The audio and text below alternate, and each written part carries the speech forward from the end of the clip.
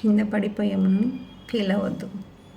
కొన్నిసారి మంచి సీడ్స్ని కూడా మట్టిలో వేసి తొక్కేసి దాన్ని మట్టితో పూడ్చేసి నీళ్లు పోసి కుళ్ళిన తర్వాత దాని నుంచి మళ్ళీ సీడ్స్ రావటం మొదలయ్యి అక్కడి నుంచి చెట్టు ఎత్తుకు ఎదిగిన దాని నుంచి మళ్ళీ కొన్ని వందల విత్తనాలు మళ్ళీ వచ్చినప్పుడు తను పడిన కష్టం ఏంటో తనకే తెలుస్తుంది.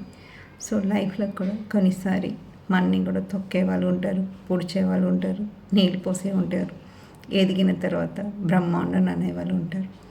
సో ఈ సర్కిల్ ఎప్పుడుకు మనకు ఉంటుంది. మన లైఫ్లో మన ఎంత హ్యాపీగా, ఎంత కాంపిటేటివ్గా మనం ఎంత ఉన్నత స్థాయికి ఎదుగుతుందన్నది చాలా చాలా ఇంపార్టెంట్.